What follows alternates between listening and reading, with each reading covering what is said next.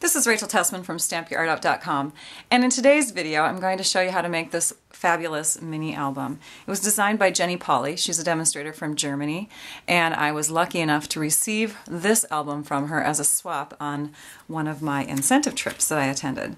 It's a super cool album. These little pages here, they flip open so you can see all the different designs. You could put photographs in there.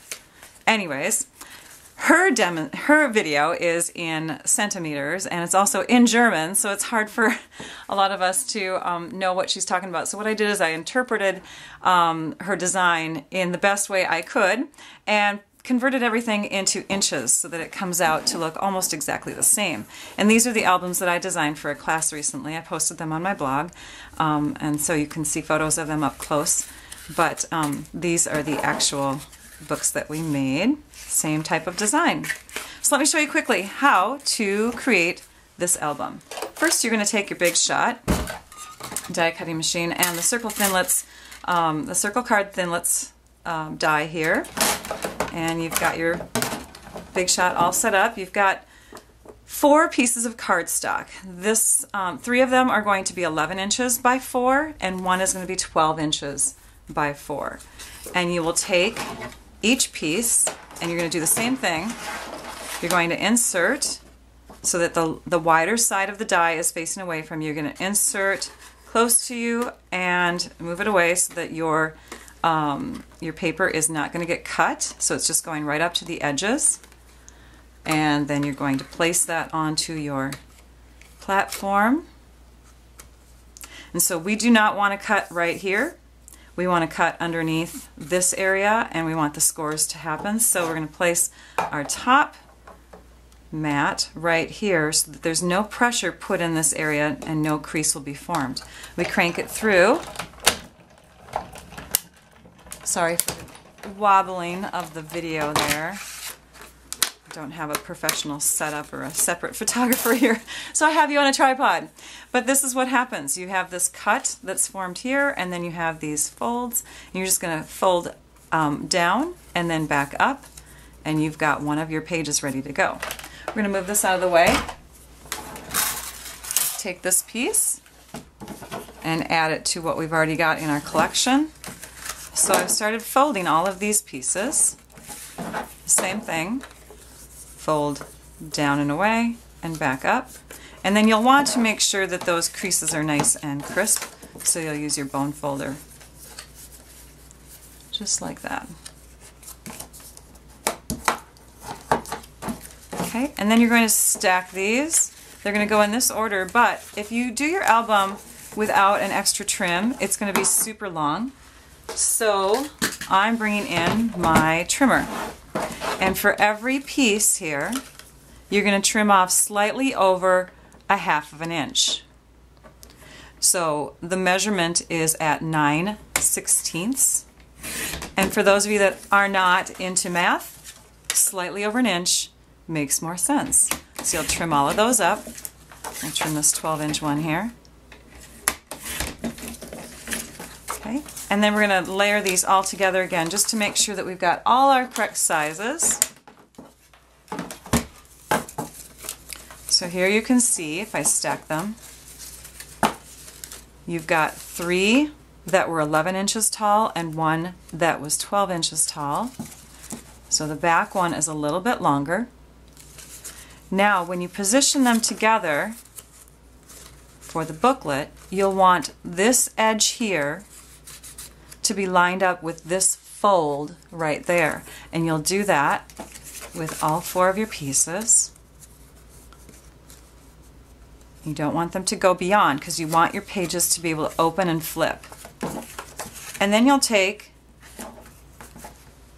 some clips and you'll hold it.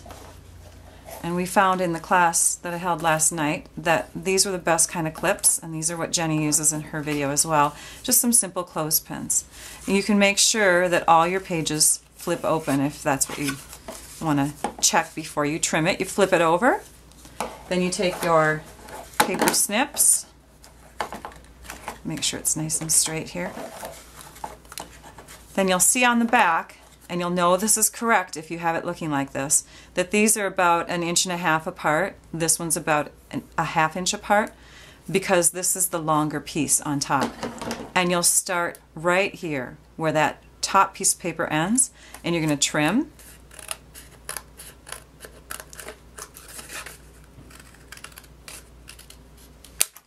And it's okay if it's not a perfect cut. For my album that I did at the class last night, we saved this larger piece of white, so set that aside. And you'll flip this over. Oops, let me just trim that up a little bit more. You'll flip that over.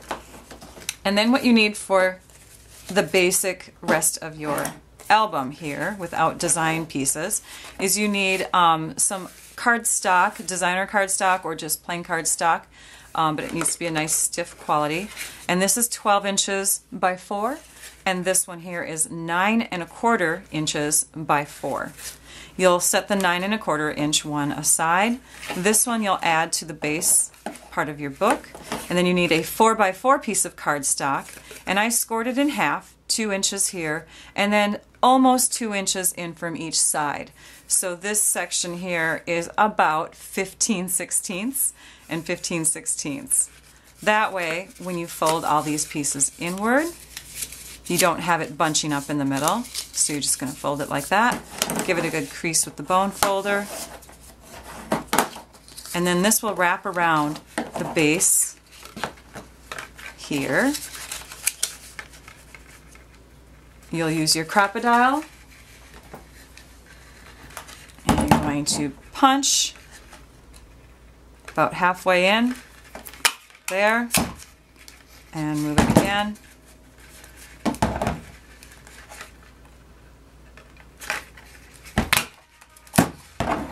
And then you'll grab some ribbon.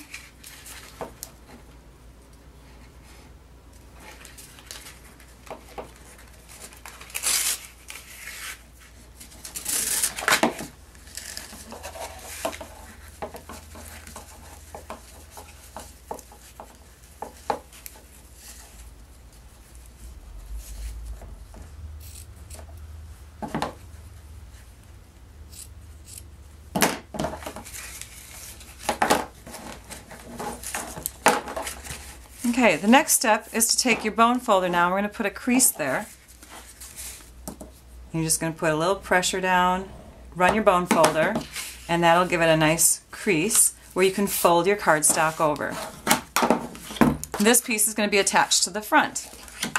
So you grab your adhesive and you run it along there, nice and sticky. I like to start with the part of the cardstock underneath the flap, and then come right up to the edge. That way you know it's going to line up. And press it down. Okay? Now we're going to decorate the top of our book. So on the inside we have a circle that's going to lay right here. And what I did is I took my ruler and I found where where this fold lies, and I made sure that I could see it from both sides, and I made a mark with my pencil right about in the middle there. Then you take this wonderful stamp set and matching framelit set. You first stamp and you die cut your frame, or your wreath, and then you take this middle piece and you've already got it marked where the center of that circle will show up, and you die cut that. Then you lay the wreath on top, and I did pop mine up with dimensionals, and that's how you get that look. Then you take the other set of, or the other framelit that comes in the set, and you can either die cut the word Noel or joy. I recommend making sure that you have wax paper between your framelit and your cardstock. You run that through the Big Shot and you come out with a wonderful little embellishment word to put on the front. These branches here are done with our bird punch, our bird builder punch, and you just punch out 3 of those little branches and stick those underneath. You'll add some rhinestones And on the inside, of course, you'll want to use your 2.5-inch circle punch and punch out a bunch of circles. I thought the red or the cherry cobbler actually looks best underneath this frame. And then you'll just make sure that you have cardstock on all sides. And it's as simple as that. There you go. I hope you enjoyed this video. Now I'd like you all to go and stamp your art out. Bye-bye.